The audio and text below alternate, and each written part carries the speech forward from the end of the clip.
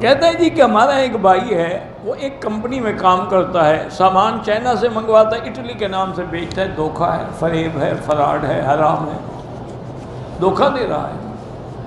یہی تو آج مصیبت ہے کہ جتنی چیزیں ہیں نا مارکیٹ میں، تقریباً جو بڑی دکانیں ہیں ان کا تو میں نہیں کہتا، لیکن عام جو ہے وہ یہی ہے کہ 2 نمبر کا مال ہے، اس پہ مہریں دوسرے ملکوں کی لگی ہے۔ انا للہ و انا۔ بھائی آج تو ڈاکٹر بھی جیلی ڈگری سے ڈاکٹری کر رہے ہیں، بڑے بڑے، اور پی آئی اے کی چیکنگ ہوئی ہے تو پائلٹ جیلی ڈگری والے تھے، تو وہ پھر لوگوں کو ماریں گے نہیں تو کیا کریں گے؟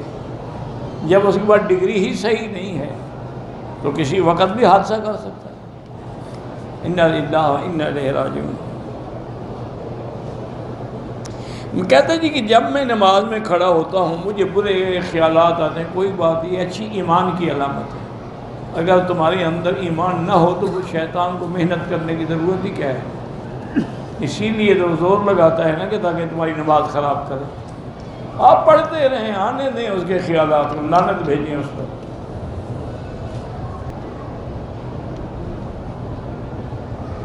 میرے شوہر نے بیٹے کا رشتہ بغیر تحقیق کے کر دیا ہے، اب رشتے کرنے کے بعد پتہ چلا ہے کہ لڑکی کہیں اور چاہتی ہے۔ اب میرے شوہر کہ ہم رشتہ نہیں توڑنا ہے، ہم اپنے بیٹے کی شادی ادھر ہی، یہ کوئی ضد کی بات تو نہیں ہے؟ جب لڑکی چاہتی ہی نہیں ہے، اس کا کسی اور کے ساتھ عشق چل رہا ہے، کیوں اپنے بیٹے کی زندگی برباد کرتے ہو؟ اسی لیے حکم ہے کہ شادی ہو، مکان بنانا ہو، تجارت کرنی، کوئی بھی کام ہو، اس کے لیے پہلے استخارہ کرو تین۔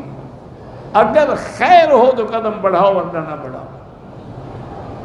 یعنی پہلے تو لڑکے بے وقوفی کرتے تھے، عشق کر کے شادی، اب باپ بے وقوفی کر رہا، اس کا کیا علاج ہے؟ بھائی وہ لڑکی نہیں چاہتی، کیوں خواہ خواہ ایک دوسرے کو جہنم میں ڈالتے ہو؟ کیا گھر میں آ کے کیا جو پہلے سے پتہ لگ گیا شوہر کو کہ یہ کسی اور کو چاہتی ہے، وہ اس کے ساتھ کیسے نبھا کرے گا؟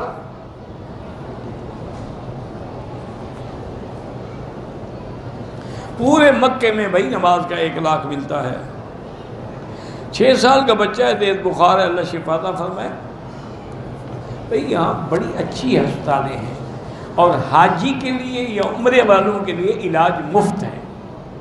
آپ یہاں کسی سرکاری ہسپتال میں جائیں، پرائیویٹ میں نہیں، سرکاری ہسپتال، بہترین علاج آپ کا ہو جائے۔ مستشفیٰ نور میں چلے جائیں، مستشفیٰ ملک عبداللہ میں چلے جائیں، مستشفیٰ عبدالعزیز ظاہر میں چلے جائیں، یہ حرم کے باہر صفا کے اندر ہسپتال بنا، وہاں چلے جائیں، بہترین علاج ہو جائے گا۔ غفلت نہ کریں، بچے کو فوراً وہاں لے کے جائیں۔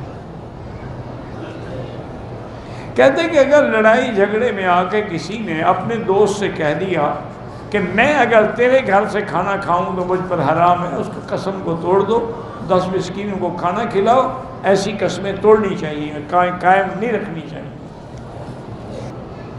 کیا ایسی حدیث ہے کہ ایک دوسرے سے اللہ رسول کی؟ ہاں بالکل ہے، اللہ کے رسول کے لیے ہی محبت کیا کرو، دنیا کے لیے نہیں۔ میرا شوہر اپنے بڑے بھائی کی بیٹی کو پراپرٹی میں حصہ دے سکتا ہے، اپنی خوشی سے دینا چاہے دے، وہ وارث نہیں ہے اس کی۔ حرم کے باہر جو کھانا تقسیم ہوتا ہے، اگر غریب ہو تو لے کے کھا لیا کرو، امیر ہو تو نہ لیا کرو۔ نماز کا حکم نبوت کے 12-11 سال بعد آیا ہے۔ بھائی ہجرت سے 2 سال پہلے معراج ہوا ہے، اور معراج میں نماز فرض ہوئی ہے۔ اس سے پہلے مطلق نماز تھی، پڑھتے تھے، صحابہ بھی پڑھتے تھے، حضور بھی پڑھتے تھے۔ جب حضور معراج پہ جا رہے تھے تو انبیاء کو بھی تو آپ نے نماز پڑھائی، حالانکہ نماز تو فرض نہیں تھی نا۔ غار ثور، غار حرا میں بھی جا کے حضور نماز پڑھتے تھے، وہ دین ابراہیم تو موجود تھا نا۔ کہتے جی کہ میری بیوی کہتی ہے کہ میری ٹانگیں دباؤ، تو ٹھیک ہے، اچھی بات ہے، زن مرید اسی طرح ہوتے ہیں۔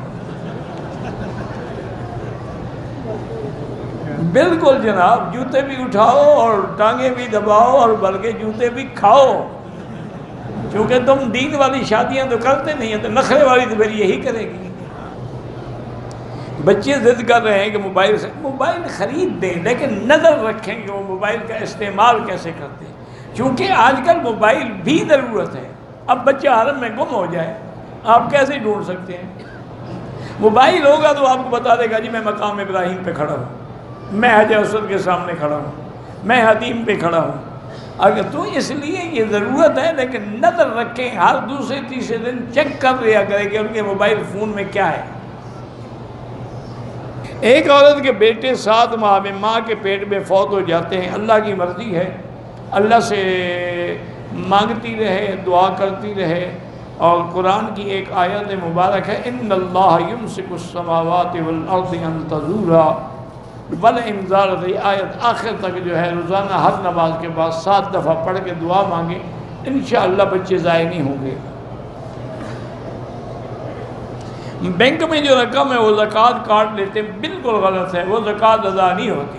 کیوں؟ کسی رقم سال گزرا ہے نہیں گزرا وہ تو نہیں دیکھتے، ان نے جون میں کاٹنی ہے۔ آپ اگر مئی میں بھی پیسے داخل کریں وہ جون میں سال کی کاٹ دیں گے، حالانکہ سال تو ہوا ہی نہیں، اس کا کوئی اعتبار نہیں۔ زکوٰۃ خود ادا کرو۔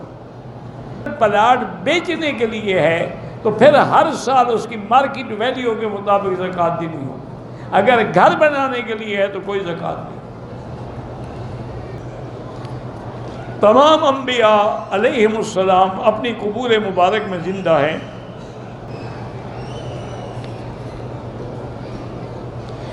امام ابو حنیفہ رحمۃ اللہ علیہ فقہ حنفی میں امام کے پیچھے فاتحہ نہیں پڑھی جاتی، امام کا پڑھنا ہی کافی ہے۔ جو حدیث ہے لا صلاۃ الا بفاتحۃ الکتاب، اسی طرح حدیث ہے کہ من کان لہ امام فقراءۃ الامام لہ قراءۃ، جس کا امام ہو اس کا پڑھنا مقتدی کا پڑھنا ہے۔ تو پھر سب حدیثوں کو جمع کیا جاتا ہے۔ تو اب یہ لا صلاۃ والی ہوگی جب آدمی اکیلے پڑھے یا خود امام ہو، اور باقی مقتدی ہو تو پھر اس حدیث پہ عمل ہوگا کہ جس کا امام ہے اس کو قرات بھی کرنی ہے۔ اگر آباء و اجداد نے جائیداد میں بہنوں کا حصہ نہیں دیا وہ مجرم ہے، تم تو مجرم نہیں ہو، لیکن کوشش یہ کرو کہ ان کا حساب کر کے دے دو تاکہ اپنے باپ دادے کی قبروں کو عذاب سے بچاؤ۔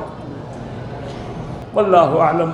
اللہم صلی علی سیدنا محمد وعلی آل سیدنا محمد کما صلیت علی ابراہیم وعلی آل ابراہیم فی العالمین انک حمید مجید۔ اللہم انت ربی لا الہ الا انت الاحد الصمد الفرد الذی لم یلد ولم یولد ولم یکن لہ کفوا احد۔ یا حی یا قیوم برحمتک استغیث، یا حی یا قیوم یا ذا الجلال والاکرام، یا ذا الجلال والاکرام، یا حی یا قیوم یا ذا الجلال والاکرام، یا اللہ یا رحمان یا رحیم یا ذا الجلال والاکرام۔ اللہم انا نسألک باسمائک الحسنی وصفاتک العلی، اللہم فرج ہم المہمومین، نفس کرب المکروبین، واقض الدین عن المدینین، واشفنا واشف مرضانا ومرضى المسلمین۔ اللہم انصر الاسلام والمسلمین واحم حوزة الدین، اللہم اذل الشرک والمشرکین، اللہم احفظ سائر بلاد المسلمین وهذا البلد الامین، فاجعلها آمنا مطمئنا سخاء رخاء الى یوم الدین برحمتک یا ارحم الراحمین۔